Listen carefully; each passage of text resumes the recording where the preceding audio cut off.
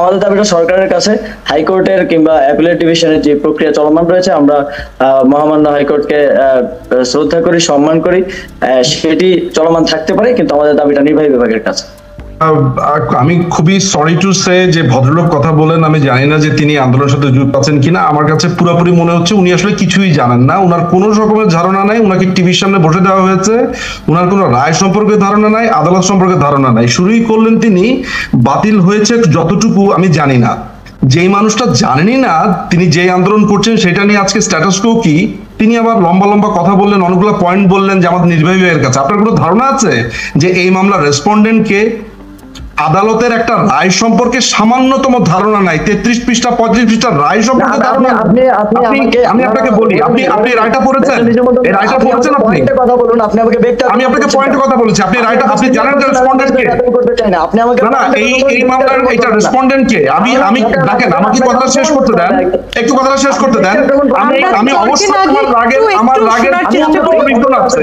আমি একটু শেষ করি, আমার রাগের পূর্ণ রিজন আছে। আপনি একটা প্রোগ্রামে এসেছেন, আপনি বলতে পারছেন না যে রায় কি আছে, অথচ আপনি বলে বসছেন নির্বাহী বিভাগের কাছে আমার অনুরোধ। আমি স্ট্যাটাস সম্পর্কে বলছি, আমি স্ট্যাটাস সম্পর্কে বলেছি, এবং আমরা আমাদের দাবিটা নির্বাহী বিভাগের কাছে সেটা বলেছি। আমার কথাটা শুনেন, আমার কথাটা শুনেন আসিফ মাহমুদ, আমার কথাটা শুনেন। আসিফ মাহমুদ, আমরা একটু বোঝার চেষ্টা করি ব্যারিস্টার নিঝুম মজুমদার কি বলার চেষ্টা করছেন, আমরা একটু বোঝার চেষ্টা করি। একটু তো আমাদের করছেন, আমি বলতে চাই যে পেশাগত সাংবাদিকতা এটাও তো হওয়া উচিত। আমি একজন প্র্যাকটিসিং লয়ার, আমার কথাটা শুনেন, এটা আইনি ব্যাপার। প্রথম আপনি আইনি ব্যাপারে কথা বলুন, আপনি ব্যাপারটা শুনেন। কেন করছেন? না আপনি শুনেন, আপনি আগে কথাটা শুনেন। এইটা রেসপন্ডেন্ট কে আপনি জানেন? এই মামলার রেসপন্ডেন্ট কে?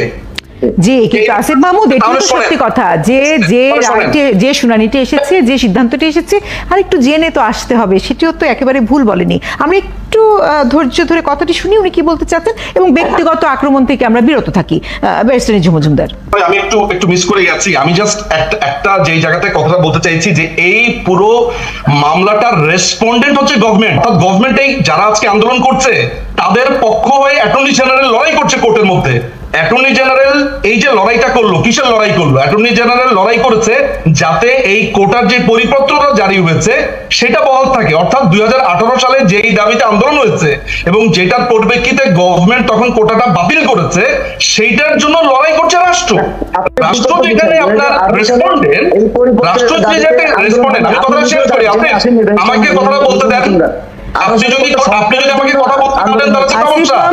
কথা শেষ করি আমি। বলেছেন আমরা একটু কথাটি শুনি, আপনি আবারও বলবেন। আসিফ মাহমুদ, আপনি একটু ধৈর্য ধরে বসুন, আমরা একটু শুনি। আমাকে কথাটা শেষ করতে দেন। সেটা হচ্ছে যে এই পুরো মামলার রেসপন্ডেন্ট হচ্ছে গভর্নমেন্ট। আপনার যেই জিনিসটা গভর্নমেন্ট লড়াই করছে, আপনি সেই গভর্নমেন্টকে বলছেন ঠিক করার জন্য। মাননীয় প্রধানমন্ত্রী এখন কি কোর্টে গিয়ে বলবে যে রায়টা চেঞ্জ করে দেন? উনার কি এই এখতিয়ার আছে? উনি এটা কখনোই করতে পারেন না এবং উনি করবেনও না। এইটা একটা আইনি লড়াই। আপনার যদি কিছু বলার থাকে তাহলে আপনি লয়ার নিয়োগ করেন, লয়ার নিয়োগ করে আপনি আপনার বক্তব্য দেন। আজকে মাননীয় প্রধান বিচারপতি ওবায়দুল হাসান পরিষ্কার ভাবে বলেছে যে আন্দোলনকারীরা যদি কথা বলতে চায় তাহলে আইনজীবীর মাধ্যমে তারা কথা বলতে পারেন। আপনারা এই কথাটা জানবেন না, 35 পাতার 60 পাতার 100 পাতার রায় পড়বেন না, আপনারা বলছেন যে নির্বাহী বিভাগের কাছে। নির্বাহী বিভাগ কাকে বলে আপনি জানেন? আমি এখন সরি টু সে আপনাকে নির্বাহী বিভাগের কাছে আপনি আবেদন কেন করছেন? সংবিধান না, আইন পরিবর্তনের কথাও বলা হচ্ছে। এটা ওনার জেনে রাখা ভালো, এটা ওনার ভবিষ্যতে ওনার বিসিএস পরীক্ষাতেও আসতে পারে। একটা চলমান ডিসপিউটেড যখন মামলা চলে কোনো বিষয়ে, সংসদ সেটা চেঞ্জ করতে পারে না। সেটা আবার চ্যালেঞ্জ হবে, উল্টা গভর্নমেন্টকে আদালত অবমাননার মামলায় ফাঁসতে হতে পারে। একটা যেটা নিয়ে ডিসপিউট হচ্ছে, গভর্নমেন্ট এখন চাইলে সংসদে সেইটা আবার চেঞ্জ করবে।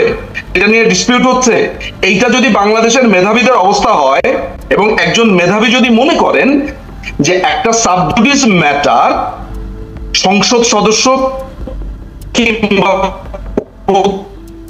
প্রধানমন্ত্রী ডিল করতে পারে, তা আপনার আন্দোলনের সাথে আমি একমত না, কিন্তু আপনি যে আন্দোলন করছেন সেইটা আমি মনে করি আপনার অধিকার। এইটাতে আমার কোনো রকমের ডিসপিউট। অনেক ধন্যবাদ।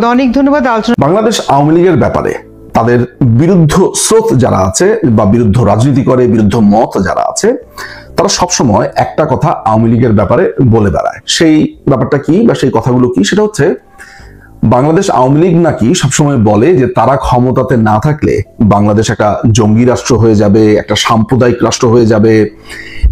এইখানে সাম্প্রদায়িক শক্তির যে হেজিমনি সেটা এমন ভাবে ক্রিয়েট হবে যে অন্য ধর্ম কিংবা যারা ধর্ম নিয়ে বাড়াবাড়ি পছন্দ করে না তাদের জন্য এটা একটা বাস অযোগ্য দেশ হয়ে যাবে। এই ধরনের থিম নাকি আওয়ামী লীগ ছড়াতে চায়।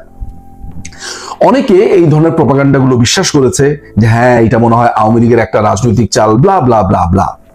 কিন্তু মজার ব্যাপার হলো যে কথাগুলো বছরের পর বছর আমরা অন্তত পক্ষে বলেছি সেটা প্রপাগান্ডা না, একদম নর্মালি বলেছি যে বাংলাদেশ রাষ্ট্র গত 53 বছরে এটার যেই হাল হকিকত বা যেভাবে এটা চলেছে এবং সাম্প্রদায়িক শক্তিগুলো এমন ভাবে নিজেদের ভিতরে শক্তির বিন্যাস করেছে, এমন ভাবে শক্তি সঞ্চয় করেছে, যেখানে বাংলাদেশ আওয়ামী লীগ যদি কখনো ক্ষমতাতে না থাকে এই দেশটা আফগানিস্তান হয়ে যাবে। অনেকে মনে করতো যে এইটাও সম্ভবত আমরা এক ধরনের রাজনৈতিক ধারা তৈরি করার জন্য বলছি, এক ধরনের ন্যারেটিভ তৈরি করার জন্য বলছি।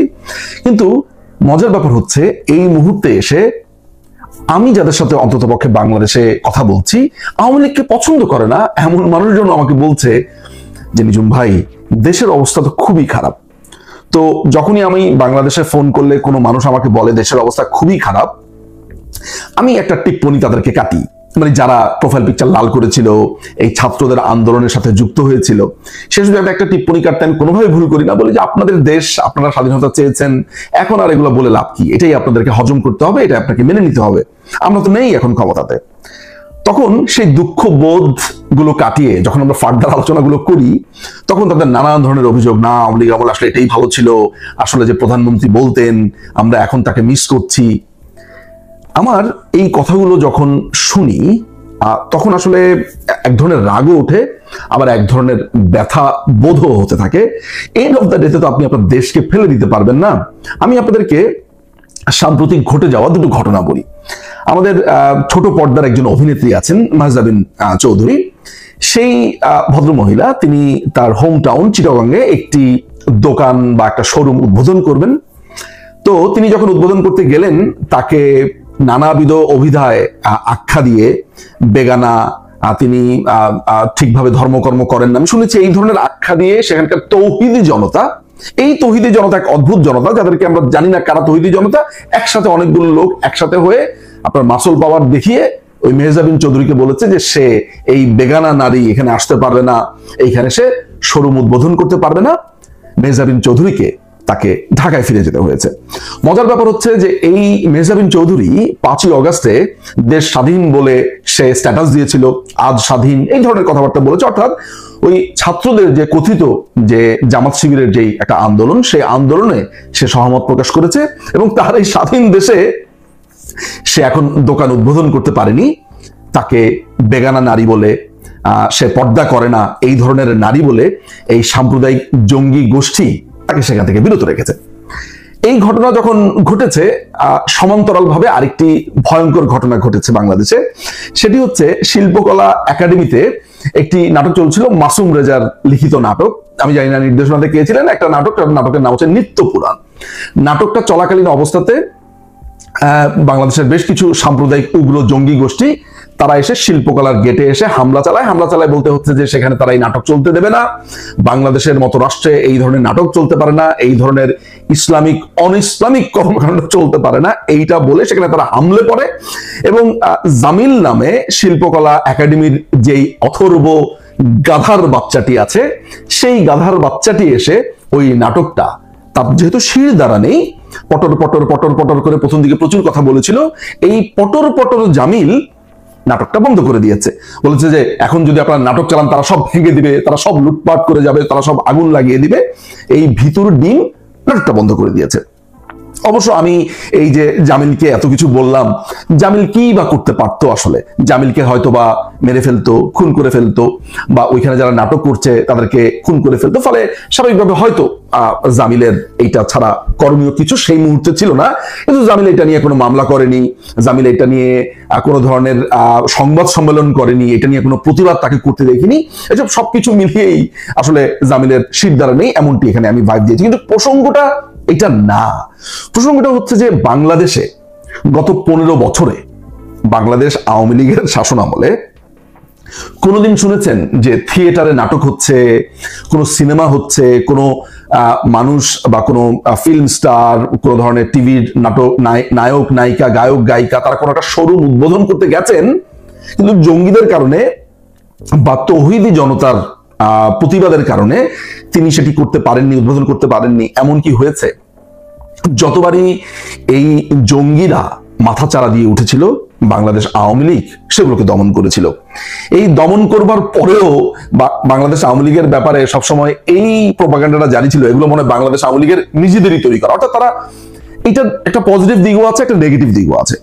পজিটিভ দিকটা হচ্ছে এমন যে বাংলাদেশের মানুষ আসলে মনে করতো যে না, বাংলাদেশে তো এমন হতেই পারে না, এগুলো মনে হয় বানানো ঘটনা। নেগেটিভ দিক হচ্ছে যে বাংলাদেশের সত্যিকারের যে চিত্রগুলো ভেতরে ভেতরে বেড়ে উঠেছিল, এটাকে কিছু মানুষ ডিনাই করেছিল, প্রত্যাখ্যান করেছিল। তারা জানে না যে এর রন্ধ্রে রন্ধ্রে এই যে মৌলবাদের বীজ বপিত হয়েছে নানান ভাবে, সেটা তারা ডিনাই করেছিল। এই দুটো ঘটনা মোটা দাগে আজকের বাংলাদেশকে প্রকাশ করে দিয়ে যায়। এগুলো তো শুরু। আপনারা জানেন যে সলিমুল্লাহ মেডিকেল কলেজে ক্লাস নেওয়ার সময় সেখানে এক জঙ্গি ঢুকে পুরো মেরে ফেলবে, কেটে ফেলবে, সেই সব ভিডিও আপনারা নিশ্চয়ই দেখেছেন। সেখানে মেয়েরা ক্লাস করে কেন, সেটা নিয়ে প্রতিবাদ উঠেছে, কথা উঠেছে।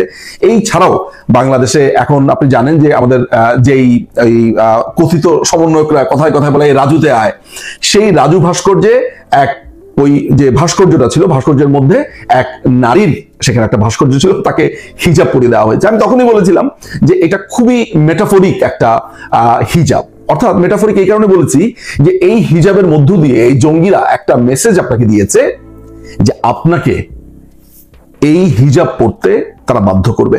আমরা সব সময় বাংলাদেশের মানুষের এই চয়েসের প্রতি, পোশাকের চয়েসের প্রতি বাংলাদেশ আওয়ামী লীগ বরাবরই সচেষ্ট ছিল। যার যেটা পড়তে ইচ্ছা করবে, আইনের যদি ব্যত্যয় না হয় ওইটা রেখে। এখন কোনো মানুষ যদি বলে আমার কোনো কিছুই পড়তে ইচ্ছা হচ্ছে না, সেটা যদি আইনের বাইরে থাকে, ইনডিসেন্সির ক্ষেত্রে যদি সেখানে সমস্যা হয়, সেটা আলাদা জিনিস। কিন্তু বাংলাদেশ আওয়ামী লীগ গভর্নমেন্ট ক্ষমতায় থাকা অবস্থাতে এই ধরনের ঘটনা হয়েছে এমন কেউ কি আপনারা মনে করতে পারেন? আমি নিশ্চিত মনে করতে পারেন না। দেখেন, আজকে এই ঘটনাগুলোকে অনেকে পলিটিক্যালি যেভাবে বলবে, আরে এটা একটা ছোট ঘটনা, এটাকে বড় করে দেখার কি আছে, নানান ভাবে বলবে। আমাদের সবচেয়ে বড় সমস্যা আমরা করি হচ্ছে ডিনায়াল, প্রত্যাখ্যান। এই ঘটনাগুলো হচ্ছে ভেতরে যে রোগ বাসা বেঁধেছিল এতদিন ধরে, এই যে আড়ালে আবডালে জঙ্গিবাদের নানাবিধ উত্থান হয়েছে, এবং এটাকে শুধুমাত্র বাংলাদেশ আওয়ামী লীগ দমন করতে চেয়েছে। কিন্তু বাংলাদেশের অন্যান্য পলিটিক্যাল পার্টি এটা শুধু আওয়ামী লীগের দায়িত্ব বলে এটাকে এড়িয়ে গেছে। অর্থাৎ সাধারণ মানুষ, অন্যান্য পার্টির সাধারণ মানুষ যারা আছে, অন্যান্য পার্টি করে, তারা সম্পৃক্ত হয়নি, ওইসব প্রোপাগান্ডাতে যোগ দিয়েছে। ফলে স্বাভাবিকভাবে এটা তাকে এখন সাফার করতে হচ্ছে। বাংলাদেশ আওয়ামী লীগ এখন ক্ষমতাতে নেই। আমি ধরে রাখলাম যে এখানে আমাদের দুঃখ বোধ আছে, কিন্তু দুঃখ বোধ ছাপিয়ে এই দেশে তো সাধারণ মানুষ বাস করে। তারা কিভাবে থাকবেন চিন্তা করেন তো। আপনার বোনকে রাস্তাতে বের হয়েছে, সে হিজাব পরেনি কেন, সেটার জন্য গুলি করে বসলো, ছুরি দিয়ে বসলো। আমি যখন আপনাকে এই কথা বলছি, তখন আমার হঠাৎ করে মনে পড়লো এক ভদ্রলোকের কথা। আমার ফেসবুকে আমি কয়েকদিন আগে স্ট্যাটাস দিয়েছি। সেই ভদ্রলোকের নাম সম্ভবত মিঠু সামথিং সাজ্জাদ। সেই ভদ্রলোক তার বড় বোনকে নিয়ে যাচ্ছিলেন, রাস্তাতে হিজাব পরেনি কেন সেজন্য কিছু ছেলে পেলে বা কিছু জঙ্গিরা উত্তক্ত করেছিল, সেটা প্রতিবাদ করার কারণে ছেলেটাকে ছুরি মারা হয়েছে। এখন ছেলেটা হসপিটালে ভর্তি। সাজ্জাদ মিঠু বা সামথিং সাজ্জাদ, এরকম কিছু একটা নাম হবে, আমি নামটা ভুলে গেছি, আমাকে ক্ষমা করবেন সেটির জন্য। সেটিও হয়েছে। তাহলে ওই ছুরির ফলা, ওই উন্মাদনা, ওই মৌলবাদ আপনার দিকে জেকে আসছে, আপনার দিকে ধাবিত হচ্ছে। আপনি শুধু ওই মিরকাট পশুর মতো চোখ বন্ধ করে আছেন, ভাবছেন যে আমার ক্ষেত্রে যেহেতু হয়নি, হয়তো আমার ক্ষেত্রে হবে না। হবে। এইটার জন্য আপনিও সাফার করবেন, এইটার জন্য আমরা পুরো বাংলাদেশ সাফার করবো। বাংলাদেশ কোথায় যায় আপনার কোনো ধারণা নাই।